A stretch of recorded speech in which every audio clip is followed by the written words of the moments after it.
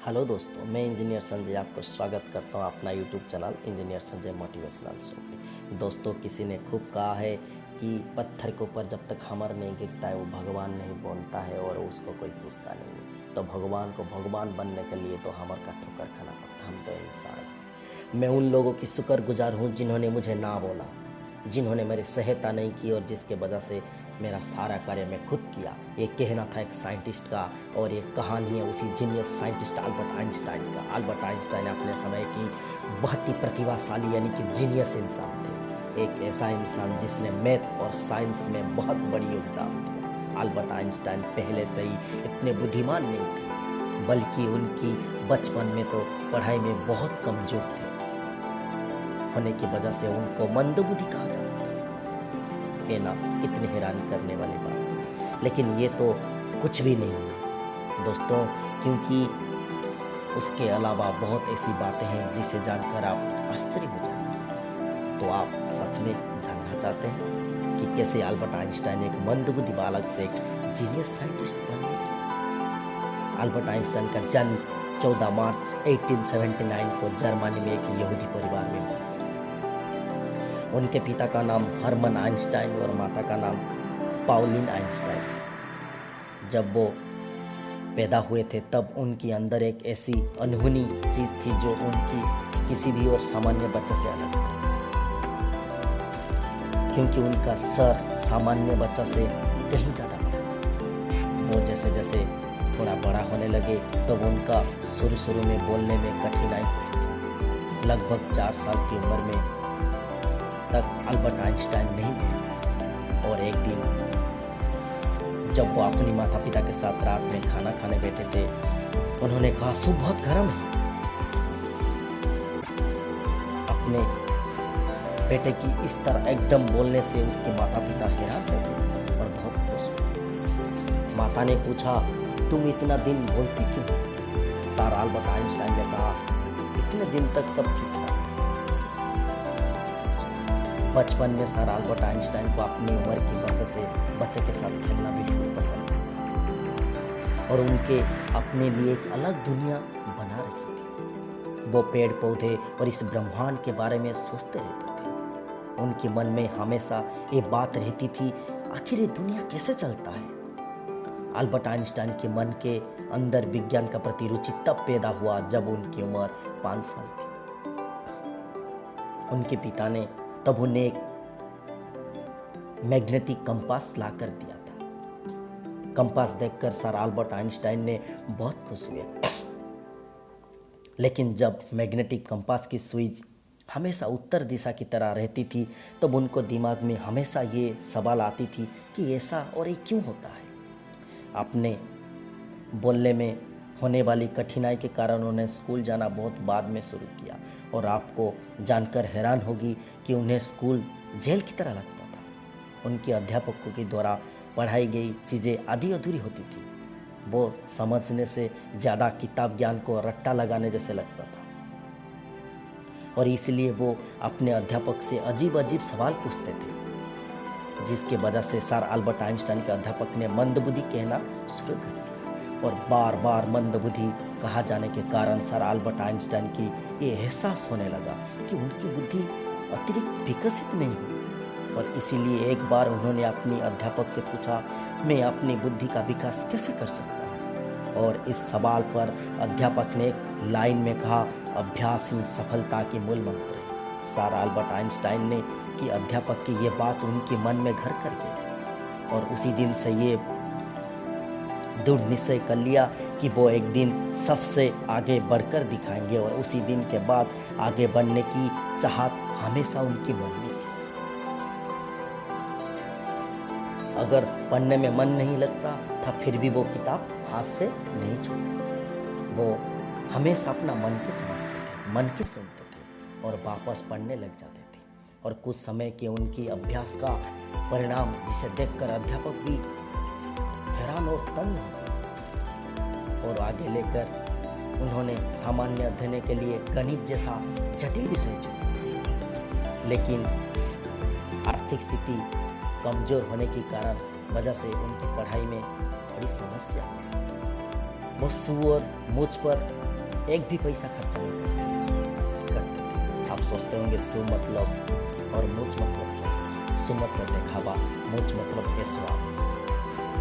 एक दिन की बात है, बहुत तेज बारिश हो रहा था और सर अल्बर्ट आइंस्टाइन अपनी हेड को बगल में दबाकर जल्दी जल्दी घर जा रहे थे और छाता ना होने के कारण वो भीग रहे थे।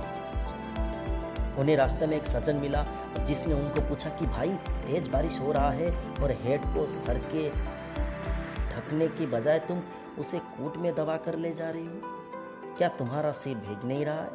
इसी बात पर सर अल्बर्ट आइंस्टाइन ने कहा, भीग तो रहा हूँ परंतु बाद में सूख जाएगा, लेकिन हेड गीला हुआ तो बाद में खराब हो जाएगा और नया लेने के लिए मेरे पास पैसा नहीं है और मेरे पास टाइम नहीं है।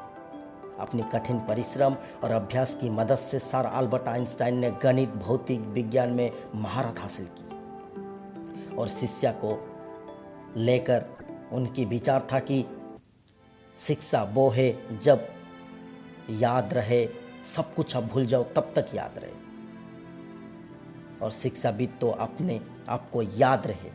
वो समय के साथ इतने बुद्धिमान हो गए कि उन्होंने बहुत सारी अद्भुत खोज की कि आज की दुनिया सर अल्बर्ट आइंस्टाइन की थ्योरी ऑफ रिलेटिविटी यानी स्पेस टाइम के सिद्धांत दर्घमाप उच्च समीकरण E=mc² को लेकर जानती है और खासकर बहुत उत्सेदन की खोज के लिए 1921 में नोबेल प्राइज से सम्मानित किया गया। उन्होंने दिखा दिया कि एक मंदबुद्धि लड़का भी अपना मन, बुद्धि, लगन, परिश्रम के बल पर संसार में कुछ भी कर सकता है। सर अल्बर्ट आइंस्टाइन की बुद्धिमान थे कि वो अपने माइंड में पूरा रिसर्च करके, पूरा प्लान करके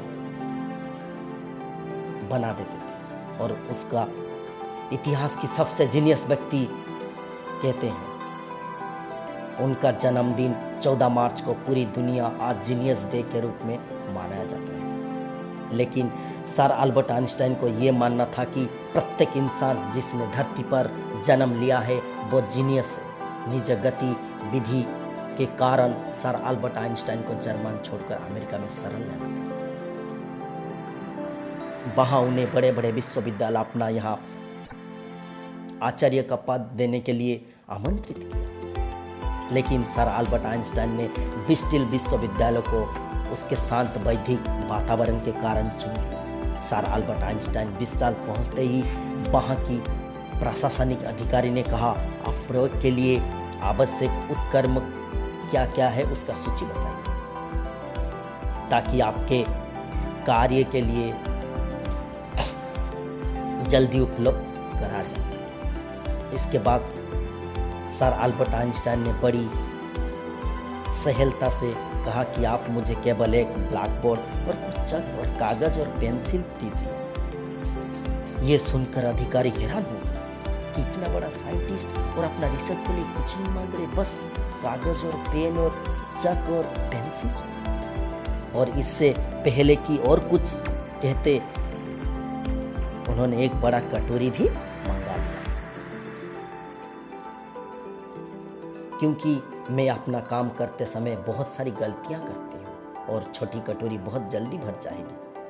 सर अल्बर्ट आइंस्टाइन गलतियां करने से कभी नहीं डरते थे, क्योंकि उनका कहना था जिस व्यक्ति ने कभी किसी गलतियां नहीं की उसे कभी कुछ नुआ करने की कोशिश नहीं की। सर अल्बर्ट आइंस्टाइन बहुत अलग अलग तरह से प्रयोग करते थे।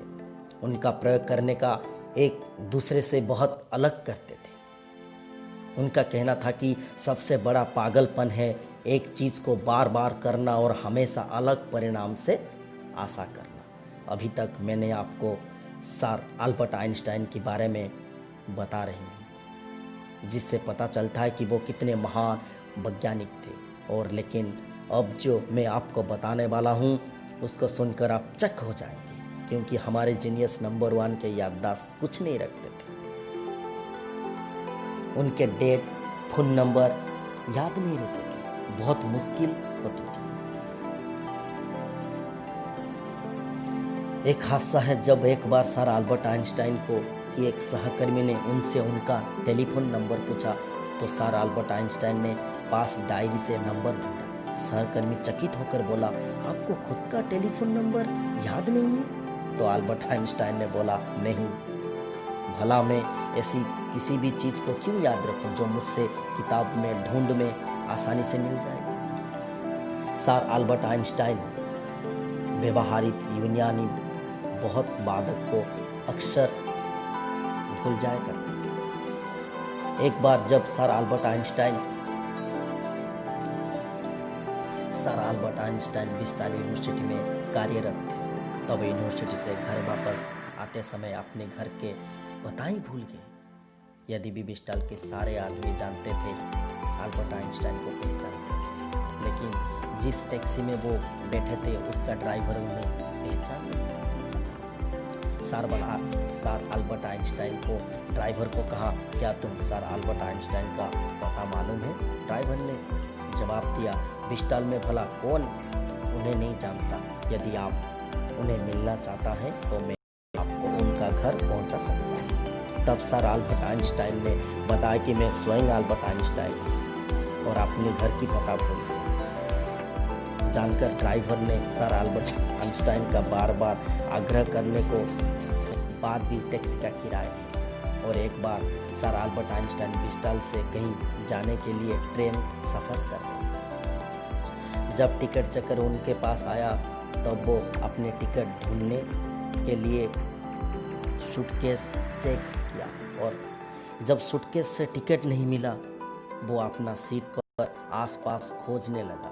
Ticket checker sir Albert Einstein को अच्छी तरह से जानता था, पहचानता था, तो इसलिए उसने कहा, यदि आप टिकट गुम हो गए हैं तो कोई बात नहीं, मुझे विश्वास है कि आप टिकट जरूर खरीद होंगे। ये कहकर टिकट चेकर दूसरा यात्री का टिकट चेक करने के लिए लगा, लेकिन जब उसने देखा कि सर अल्बर्ट आइंस्टाइन अपने सीट के नीचे अभी तक टिकट ढूंढ रहे हैं, तब टिकट चेकर फिर से उसे कहा कि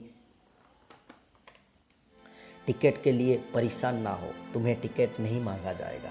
लेकिन चेकर ये बात सुनकर हैरान हो गया कि सर अल्बर्ट आइंस्टाइन ने कहा, पर टिकट के बिना मुझे पता कैसे चलेगा कि मैं जा कहाँ रहा हूँ।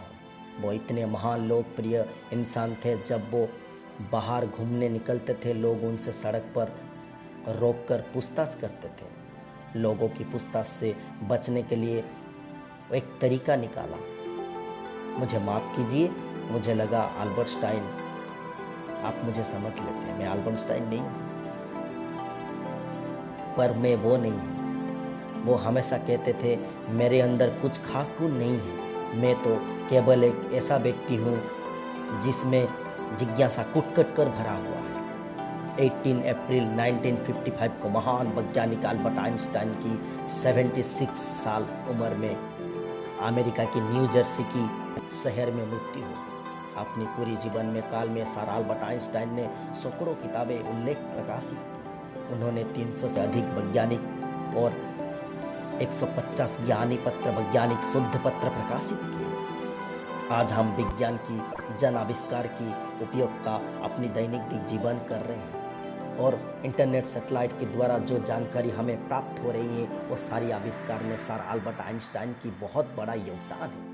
आज नई नई आविष्कार संभव हो पा रहा है। सर अल्बर्ट आइंस्टाइन के जीवन में सबसे बड़ा दुख तब हुआ जब उनकी वैज्ञानिक आविष्कार के कारण बाद में परमाणु बम की आविष्कार हुआ, जिसे कि हिरोशिमा नागासाकी जैसे नगर ध्वस्त हो गया। सर अल्बर्ट आइंस्टाइन की मृत्यु के बाद उनकी एक रोबो वैज्ञानिक परिवार के बिना अनुमति के बिना उनके दिमाग निकाल लिया था, और इससे अन्य कार्य डॉक्टर थॉमस हार्बेक उन्नत दिमाग पर रिसर्च करने के लिए किया था। उसके बाद सर अल्बर्ट आइंस्टाइन के दिमाग को 200 साल 20 साल के बाद एक जार में बंद रहा। उसके बाद 1975 में उनके बेटे हेंस के आज्ञा से दिमाग को 240 भाग में बांटकर कई वैज्ञानिक के पास भेजा गया। जांच के बाद उन्होंने पाया कि उसके दिमाग में किसी भी आम इंसान से ज़्यादा सेल्स मौजूद था। ये था अल्बर्ट आइंस्टाइन का सेल। दोस्तों, मेरे वीडियो आपको अच्छा लगा तो मेरे चैनल को सब्सक्राइब करना, लाइक करना और कमेंट करना, और ऐसे ऐसे मोटिवेशन वीडियो को देखने के लिए मेरे चैनल को सब्सक्राइब करना। जय हिंद, जय भारत।